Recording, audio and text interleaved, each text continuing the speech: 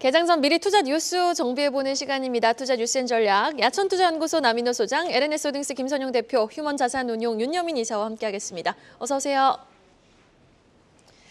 자, 실적 시즌을 앞두고 전거래일 시장은 흔들렸습니다. 시황 점검으로 오늘 투자 뉴스 출발해보겠습니다.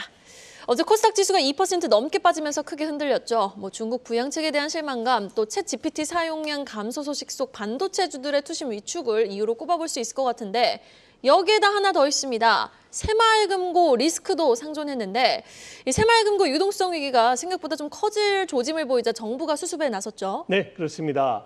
새마을금고 우리와 어찌 보면 가장 가까이 접해 있는 금융기관 중 하나입니다. 그런데 새마을금고의 총괄 지휘본부가 어딘지 아십니까, 여러분? 기획재정부나 금융위가 아닙니다. 바로 행정안전부가 되겠습니다. 그래서 지금 행정안전부 차관께서 직접 나서고 있는데요.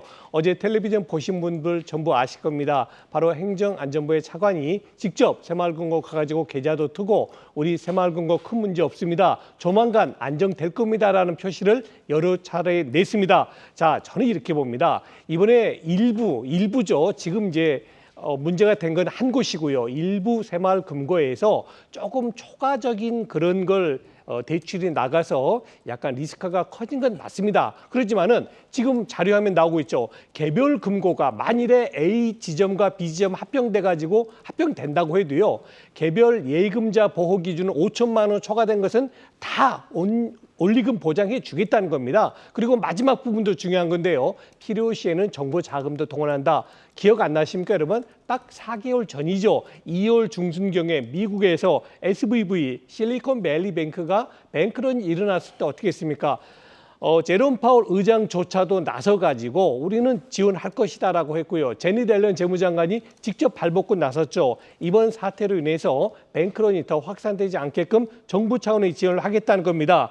제가 아직은 진행 중인 거라서 너무 함부로 얘기를 못 하겠고요. 지금 연체율이 많이 올라간 것이 문제가 되고 또 일부 새마을금고에서는 약간의 좀 잘못된 그런 관행이 있었던 것 같습니다. 그러나 분명한 것은 다음 주 금요일까지 기획재정부라든가 한국은행이라든가 금융감독원 그리고 총괄적인 행정안전부까지 포함해가지고 대응단이 지금 다음 주 금요일까지 모든 조사를 끝내고 완벽한 그리고 앞으로는 이런 문제가 일어나지 않을 대책도 발표할 가능성이 매우 높습니다. 일주일 남았습니다. 일주일 뒤면은 지금 왜 이럴까? 앞으로 더 커지지 않을까? 이런 우려감이 어느 정도 안정을 찾을 것 같습니다. 너무나 리스크에 대해서 크게 부각하지 않고 오히려 이럴 때일수록 좀 더 평범한 그런 마음 자세, 평온한 마음 자세가 필요하지 않을까라고 정리를 하겠습니다. 네, 알겠습니다. 자, 이어서 다음 뉴스 보시죠. 드디어 오늘입니다. 개장 전 2분기 실적을 공개하는 삼성전자 소식으로 이어가 볼 텐데요. 일단 이번 성적표 증권사들의 전망치가 이렇게 좀 엇갈릴 수 있을까 싶을 정도로 극명하게 엇갈리고 있습니다. 일단 FN가이드는 2분기 영업이익 전망치를 평균 2,375억 원 기록할 것으로 예상하고 있는데 그럼에도 불구하고 바닥론에 힘입어 삼성전자 주가는 올 들어 30%나 올랐죠. 과연 오늘 실적 발표가 주가에 미칠 영향, 김선영 대표님은 어떻게 보고 계십니까? 네, 사실 이거는 삼성전자나 반도체 이슈를 제가 다뤄드릴 때마다 말씀드렸던 건데요. 반도체 주가, 특히 삼성전자 주가는 6개월 선행합니다. 지금 당장의 현재 상황이 아니고 6개월 후의 상황을 미리 선반영하는 경향이 있기 때문에 지금 당장 보지 마시고요. 6개월 후에는 이렇다라고 생각해 보시면 좋을 것 같습니다. 삼성전자와 LG전자 2분기 잠정 실적 발표가 오늘 나옵니다. 삼성전자 같은 경우에 지난 1분기에 이어서 적자를 겨우 모면하는 수준의 실적을 예상한다는 리포트들이 되게 많이 나오고 있고 리포트들의 갭이 이렇게 큰 정도가 있었나 싶을 정도로 정말 많이 큰데요. 일단 이번에 삼성전자의 컨센서스는 평균적으로 이제 영업이익 2,250억 정도 라인 근처인 것 같습니다. 지난해는 같은 기간 동안 14조 970억 원이었는데 이것보다 98.4% 감소한 수치가 예상된다는 그런 내용들이 나왔습니다. 일단 주력 사업이 메모리 반도체 시장 자체가 지금 침체 여파가 상반기 내내 사실 벗어나지 못했기 때문에 지난번 이제 그 이후에 감산 발표를 했었잖아요. 감산 발표 효과도 아마 3분기 이후에나 나올 것이다라는 그런 부분이어서 2분기까지는 어쩔 수 없을 것 같습니다. 이에 따라서 2분기 실적이 가장 안 좋게 나올 거다라는 부분은 사실 그 누구나 다 아실 수 있는 그런 부분인 것 같고요. 단 하반기에 반도체 업황이 회복세로 접어들면서 아마도 이번 2분기가 제일 저점이 될 것 같고 주가가 최근에 많이 오른 것도 하반기에는 괜찮아지는구나라는 것을 여러분들이 아실 수 있을 겁니다. 그리고 지난번에 마이크론 실적 발표도 생각보다 잘 나왔기 때문에 이것도 좀 여러분들이 체크해 보시면 좋을 것 같고요. 지난 1분기 때도 그랬지만 최악의 실적 발표 이후에 오히려 불확실성 제거로 주가는 반등했습니다. 근데 문제점은 너무 실적이 예상치 예치보다 너무 잘 나와버리게 되면 오히려 주가가 못 갈 수 있거든요. 그래서 오히려 시장의 예상치 정도보다 조금 더 잘 나오거나 뭐 그 정도 나오는 게 제일 좋다, 베스트다라고 생각해 보시면 좋을 것 같습니다. 어쨌든 이번에도 불확실성 제거 수준으로 이제 실적이 발표되지 않을까라 판단하고 있고요. 오히려 이게 주가에 또 여러 가지 또 이미 반영 중인 부분도 분명히 있기 때문에 걱정하실 필요 없을 것 같고, 오히려 오늘 이후에 주가 그리고 이제 삼성전자가 이끄는 시장 분위기는 다시 나아지지 않을까라고 판단하고 있습니다. 네, 오늘을 기점으로 삼성전자에 대한 분위기가 조금 더 좋아질 수 있다라고 정리해 주셨는데, 자, 윤여민 이사님의 생각도 궁금합니다. 오늘 실적을 발표한 이후 반도체 바닥론은 더욱더 힘을 받아갈 수 있을지, 또 우리가 주목해 볼 만한 삼성전자의 파트너사들의 주가에는 어떤 영향이 있을지 궁금하거든요. 네, 일단은 어제 좀 조정이 좀 많이 나오면서 일부 좀 사실 오늘 실적에 대한 부분에 있어서 어떤 뭐 실망론이라든지 여러 가지 좀 주가의 좀 변수들이 이미 좀 저는 이제 좀 주가에 반영이 되지 않았을까라는 좀 생각을 하고 있고요. 특히 이제 삼성전자 이제 좀 실적 발표를 좀 통해서 결국 이제 2분기 실적도 상당히 중요하지만 향후에 좀 가이던스 상당히 좀 중요하지 않을까라는 생각을 합니다. 물론 이제 발표를 한 이후에 뭐 상대 실적이라든지 향후 가이던스는 추후에 나오겠습니다만, 오늘 잠정 실적을 발표로 해서 제가 볼 때 반도체 어떤 하반기, 그다음에 내년에 대한 업황 같은 경우는 분명히 미뤄짐작할 수 있지 않을까 생각을 하고 있고요. 여기에 더해서 지금 빠르게 반도체 같은 경우는 선순환이 돌고 있다고 볼 수 있을 것 같습니다. 주가 같은 경우는 미리 이런 부분을 선 반영한다는 측면에서 봤을 때 아직까지 오르지 못한 섹터가 별로 없지 않나. 그 중에서도 제가 볼 때는 남아있는 것 중에 하나가 바로 이제 저는 이제 뭐 설계 쪽, 특히 이제 디자인 하우스 쪽이 아닐까라는 좀 생각을 하고 있습니다. 뭐 그런 측면에서 보게 된다면 아직까지 좀 반등의 어떤 실마리를 보여주고 있지 않은 좀 코아시아 같은 종목들 같은 경우가 이제는 좀 다음 차례가 되지 않을까라는 좀 생각을 하고 있습니다. 특히 DDR5, 그다음에 이제 뭐 오사트 이런 쪽에서 먼저 좀 시세가 좀 나왔다는 말씀드릴 수 있을 것 같고요. 최근에 전통 소부장까지 좀 시세가 붙은 상황에서 거의 마지막 타자가 아닐까라는 좀 생각을 하고 있습니다. 뭐 디자인 하우스 같은 경우는 그런 측면에서 보게 된다고 하면 이번 주에 사실 조금 이제 시동을 걸었습니다만 또 어제 또 주가가 밀리면서 같이 좀 밀렸다는 점, 그런 측면에서 아직까지 좀 밸류에이션에 부담이 없지 않을까라는 좀 생각을 하고 있고, 그러한 측면에서 보게 된다고 하면 이 종목 같은 경우는 뭐 이제 ARM과도 지금 이제 공식 파트너로 좀 어느 정도 협약이 돼 있는 부분, 그다음에 삼성전자가 현대차와 함께 지금 이제 엑시노스 오토 관련돼서 공급에 대한 부분이 나왔기 때문에 이와 관련된 좀 수혜도 있지 않을까 생각을 합니다. 그런 측면에서 보게 된다고 하면 선수환이 돌고 있고 그 가운데서 좀 차례를 맞을 수 있는 코아시아 정도를 좀 어떻게 보면 좀 다음의 종목으로 봐야 되지 않을까 생각하고 있습니다. 고객사들이 굉장히 빵빵하네요. ARM, 삼성전자, 현대차, 그리고 일단 그 기업들의 자동차 두뇌 칩을 공급하는 디자인 솔루션 파트너사 업체 코아시아 주가 추이 한번 기대해 보도록 하겠습니다. 자, 이렇게 오늘 삼성전자와 LG전자를 시작으로 본격적인 어닝 시즌의 포문을 열게 되는데, 시장이 지금 좀 주춤한 상황에서 실적 눈높이가 높아지고 있는 기업들에 아무래도 관심이 쏠릴 수밖에 없을 것 같습니다. 지금 어떤 기업들이 실적 전망치가 상향되고 있습니까? 예, 그렇습니다. 이제 35분 남았네요. 8시 반에는 저희 한국경제TV에서 삼성전자의 실적 발표를 아마 직접 생중계를 할 가능성이 매우 높습니다. 자, 여러분, 여기서 중요한 게 뭡니까? 저는요, 오늘 삼성전자가 실적을 얼마나 좋게 나오냐, 요것보다는 방금 윤여민 이사도 지적을 했습니다만 앞으로 미래 성장치가 어떻게 나오느냐, 즉 증권사의 컨센서스가 어떠고 삼성전자에서 보는 자기들의 뷰는 어떠냐, 이것이 더 중요하다고 봅니다. 왜 그러냐면요, 김성인 대표가 얘기하셨죠. 삼성전자는 과거에도 보면은 지금의 실적이 주가에 반영되는 게 아니고, 우리가 기억이 있지 않습니까? 작년 상반기 어떻습니까? 삼성전자가 분기에 14조 원 이익을 냈을 때 주가는 어땠습니까? 30%나 내려갔지 않습니까?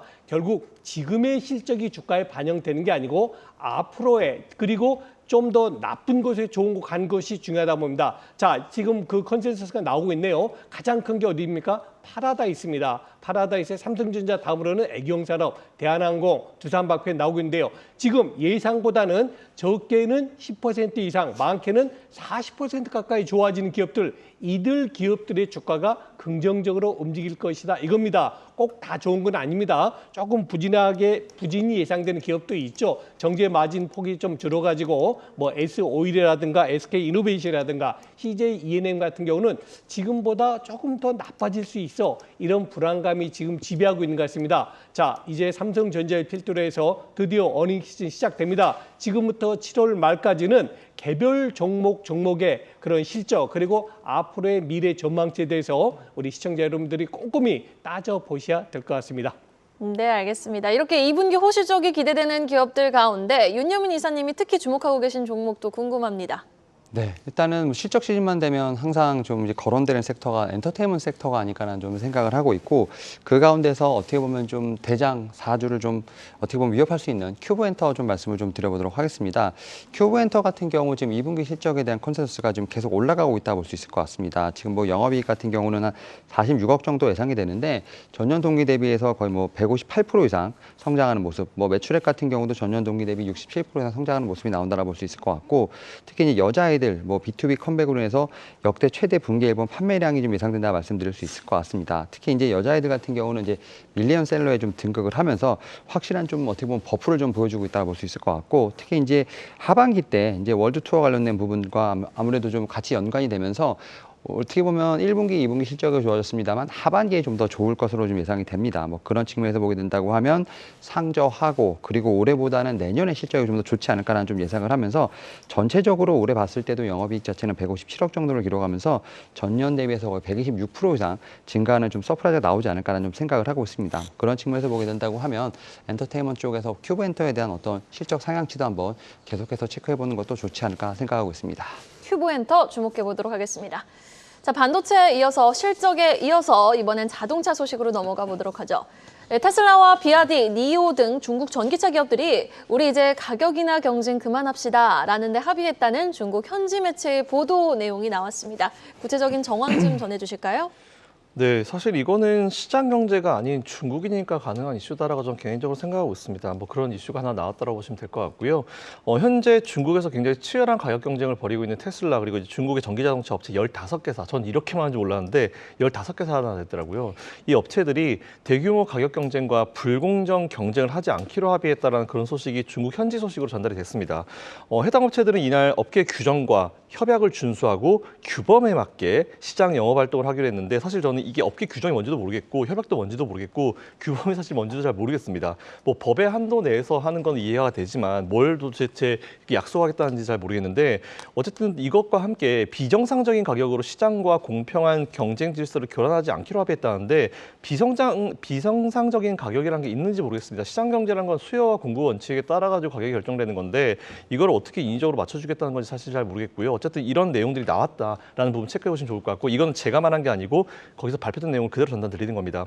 일단 서약에는 뭐가 나와 있냐면은 사회주의 핵심 가치관을 고양을 한다고 합니다. 그리고 사회적 책임을 적극 이행한다고 하고요. 그리고 이제 국민 경제 성장에 중요한 공헌을 하겠다라는 내용도 있는데, 사실 테슬라는 미국 기업인데 미국 기업이 중국 가가지고 굳이 뭐 핵심 가치관을 고양을 하고 뭐 사회적 책임하고 국민 경제 성장에 도움을 하고 이렇게까지 할 필요가 있나라는 그런 생각을 사실 좀 개인적으로 하고 있는데, 어쨌든 저는 뭐 시장 경제론자 입장에서 보는 입장이고요. 뭐 중국에서는 또 이런 것들이 있으니까 또 중국에 가면 또 중국의 법을 따라야 되는 게 맞겠죠. 어쨌든 시장 경제에서는 절대 불가능한 일이 좀 일어났는데, 테슬라 입장에서는 제가 봤을 때는 이 정도 어느 정도 맞춰주면서 또 다른 쪽으로 또 분명히 얻어내는 게 분명히 있을 거라고 생각을 합니다. 뭐 배터리 관련 소재라든지 앞으로 테슬라가 생각하고 있는 여러 가지 사업에 대해서 중국과 어떤 얘기가 또 오가지 않았을까. 단순히 이걸 갖다가 이렇게 협의하고 끝내는 게 아니고 다른 쪽으로 이제 일론 머스크는 사업가이기 때문에 다른 쪽으로 분명히 무슨 이슈가 오가지 않았을까라는 그런 개인적인 좀 생각을 하고 있고요. 어쨌든 이런 내용이 나왔기 때문에 앞으로 뭐 중국에서 생산량 뭐 이런 것에 대해서 또 계속 신경 써야겠지만, 그래도 이제 이런 가격 경쟁을 통한 치킨 게임은 앞으로 불가능하겠다라는 이런 내용을 한번 여러분들이 아시고 투자해 보시면 좋을 것 같습니다. 네, 시선을 또 국내 자동차 시장으로 돌려보도록 하겠습니다. 어제 현대 위아의 외국인과 기관의 강한 매수가 시장이 부진한데도 불구하고 들어왔거든요. 지금 현대차의 2분기 역대급 실적이 예상되고 있는 가운데 좀 주목해 볼 만한 부품주는 어떤 게 있을까요?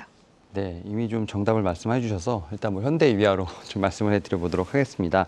일단 뭐 앞에서 말씀하셨던 것처럼 중국 시장 같은 경우는 사실은 뭐 현대 기아차와는 사실은 조금 이제 거리가 있는 시장이라 볼 수 있을 것 같고, 뭐 그런 측면에서 보게 된다고 하면 현대 기아차 같은 경우는 결국 이제 글로벌적으로 봤을 때 중국을 제외한 뭐 러시아를 제외한 미국이나 이제 유럽 쪽에서의 어떤 제가 볼 때는 아웃퍼폼을 기대해야 되지 않을까 생각을 하고 있고, 그런 측면에서 보게 된다고 하면 좀 현대 기아차 쪽에서 지금 어떻게 보면 좀 부품주로서 활약할 수 있는 현대 위아 같은 경우가 좀 주목되지 않을까라는 좀 생각은 하고 있습니다. 특히 일단 이 회사 같은 경우는 지금 이제 영업이익률 자체가 상당히 좀 문제였는데, 특히 이제 2분기부터 영업이익률이 한 2.9%, 한 3%대까지 올라오고 있는 상황, 뭐 내년까지도 봤을 때는 뭐 3% 이상 좀 올라갈 수 있다는 점에서 봤을 때 결국 이제 우상향 사이클이 좀 어느 정도 시작됐다라고 볼 수 있을 것 같고요. 특히 이제 앞에서 말씀드렸던 것처럼 이제 중국이라든지 러시아 같은 좀 어떤 어떤 지역의 리스크를 좀 현저히 낮춘 상황에서 올해부터 지금 완성차 볼륨이 좀 증가하고 있다는 점에서 봤을 때 충분히 제가 볼 때는 좀 신차 사이클에 대한 효과도 같이 발생할 수 있지 않을까라는 좀 말씀을 좀 드려보도록 하겠습니다. 여기에 지금 이 회사 같은 경우는 신규 차종에 대해서 뭐 냉매라든지 냉각 통합 모델을 하고 통합 모듈에 대한 부분들, 뭐 이제 히트펌프 수주 참여가 좀 가능해졌다는 점에서 봤을 때 일단은 제가 볼 때는 신규 매출원에 대한 부분도 충분히 있지 않을까라는 좀 생각을 하고 있고, 여기에 더해서 2026년에 매출 1조 원을 좀 목표로 해서 중장기에 좀 어떻게 보면 신규 매출원을 좀 발전할 것으로 보인다는 점에서 봤을 때 충분히 좀 어떻게 보면 자동차 부품 쪽에서 봐야 할 종목 중에 하나가 아닐까라고 좀 말씀을 드려보도록 하겠습니다. 네, 알겠습니다. 계속해서 배터리 업체의 소식도 업데이트해 보도록 하겠습니다. 어제 2023 미래에너지 포럼이 개최가 됐는데요. 이 자리에서 에코프로비엠 나트륨 이온 배터리 경쟁력에 대해 강조를 했습니다. 리튬 이온 배터리가 아니라 나트륨 이온 배터리는 다소 생소한데 주요 내용 정리해 주실까요? 네, 사실 에코프로비엠의 뭐 목표가 뭐 무슨 가격 잘 모르겠습니다. 그거는 뭐 어쨌든 제가 항상 말씀드리지만 기업의 제일 중요한 거는 현재 사업을 얼마나 잘하는지, 그리고 앞으로 미래 성장 사업에 대해서 얼마나 성장을 위해서 노력을 하는지, 그게 사실 전 제일 중요하다고 판단하기 때문에 일단 그거에 대해서 그런 이제 의미로 좀 보시면 될 것 같습니다. 어제 서울에서 열린 2023 미래 에너지 포럼에 이제 에코프로비엠의 이동욱 미래 소재팀 이사가 직접 참여를 했습니다. 여기서 이제 나트륨 2차 전지 시대의 개막이라는 주제로 강연을 했는데요. 이와 함께 이제 에코프로가 다음 달에 MSCI 편입의 가능성이 높다, 뭐 무난히 편입이 될 것이다라는 소식까지 한번 쭉 가보도록 하겠습니다. 일단 나트륨 배터리 같은 경우는 이론적으로 봤을 때는 리튬 배터리보다 100배 이상 쌉니다. 그리고 이제 리튬 배터리 양산 라인을 그대로 활용할 수 있기 때문에 굉장히 좀 유리하고요. 별도로 투자를 하지 않아도 경쟁력이 있다는 부분 좀 체크해 보시면 좋을 것 같습니다. 앞으로는 에너지 저장 장치죠. ESS를 중심으로 2028년부터 나트륨 이온 배터리 시장이 급성장할 것으로 예상된다. 현재는 리튬 이온보다 입자가 더 양극재 구조를 유지하기 어려운 만큼 낮은 수명과 작동 전압을 개선할 수 있으면 전기차 시장 침투율도 높아질 것이다, 이렇게 얘기를 했는데 일단은 최근에 보면 이제 이런 여러 가지들 많이 나오죠. 뭐 이제 적정 가격에 대한 얘기인데, 사실 저는 이제 증권사 적정 가격이라는 거는 당장 매출을 어떻게 뽑아내고 이제 당장 뭐 멀지 않은 미래에 대한 어떤 가치를 평가하는 거기 때문에 정확하게 맞추는 건 불가능합니다. 뭐 미래 성장을 정확하게 우리가 맞추는 건 불가능하기 때문에, 그래서 저는 이렇게 아예 새로운 나트륨 배터리 시대를 이제 미리 예측을 하고 이쪽으로도 노력한다는 것 자체도 우리가 에코프로비엠에 대해서 이제 컨센을 새로 볼 수 있는 그런 좋은 이슈가 될 수 있기 때문에 앞으로 이쪽에서 얼마나 또 시장이 또 핫하게 반응을 하고 또 여기서 또 에코프로비엠이 얼마나 높은 점유율을 차지하에 따라 가지고 가격 목표가가 달라질 수 있기 때문에 이 부분 여러분들 체크해 보시면 좋을 것 같고요. 지난 5월 달에 극단적인 가격 상승이라는 편입 유보 조건에 걸리면서 한 차례 고배를 맞섰었죠. MSCI 지수 편입이 이번 8월 리뷰 때는 가능할 거다라는 전망이 나왔습니다. 리밸런싱은 보통 8월 마지막 영업일 8월 31일 기준 종가 기준으로 진행되고요. 9월 1일부터 효력이 발생하는데, 이번 리뷰 심사 기간을 제가 살펴보니까 에코프로비엠이 가장 크게 급등한 시기가 포함이 안 됐습니다. 이번에 빠집니다. 이에 따라서 무난히 MSCI 정기 편입 지수에 들어갈 수 있을 거라 보고 있고요. 이번 편입에 따라서 아마 MSCI 코리아 인덱스 내에서 이제 소재 섹터의 비중이 좀 커지지 않을까 판단하고 있고, MSCI 이 인덱스에 들어가게 되면은 보통 이제 제가 항상 리밸런싱 많이 말씀드리면서 외국인들의 수급을 말씀을 많이 드리는데, 외국인들이 더 많이 들어올 수 있다라는 그런 조건, 수급이 더 좋아질 수 있다, 이런 말씀 드리고요. 이에 따라서 뭐 에코프로 관련주들 투자하고 계신 분들은요, 참고해 보시면 좋을 것 같습니다. 주목해 볼 만한 배터리 소재주, 그러니까 현 시점에서도 매수 관점이 유효한 배터리 소재주가 있을까요, 윤여민 이사님? 저는 뭐 에코프로비엠도 상당히 좋게 봅니다만, 뭐 이제 그에 대항할 만한 어떤 지금 이제 양극재 소재주로 포스코 퓨처에 한번 좀 말씀을 좀 드려보도록 하겠습니다.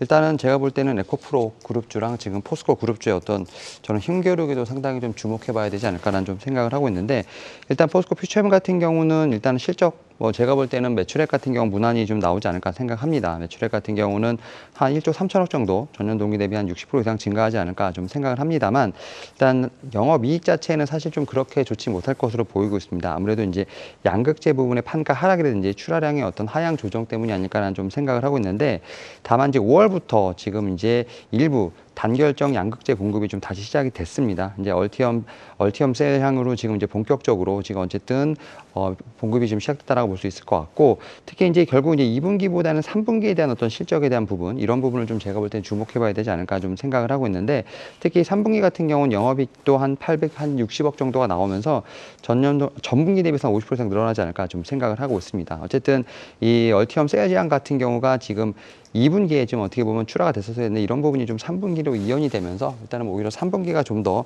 실적이 좋지 않을까라는 좀 생각을 하고 있고 특히 이제 하반기부터 지금 이제 북미 중심으로 해서 양극재라든지 그다음에 이제 음극재 같은 경우는 추가로 좀 수주에 관련된 부분이 좀 있기 때문에 일단 뭐 대부분 다 양극재 업체들 같은 경우는 고밸류에 있는 부분이 있겠습니다만 성장성을 좀 고려해 본다고 하면 포스코 퓨처엠 같은 경우도 관심 종목으로 좀 봐야 되지 않을까 생각하고 있습니다. 네.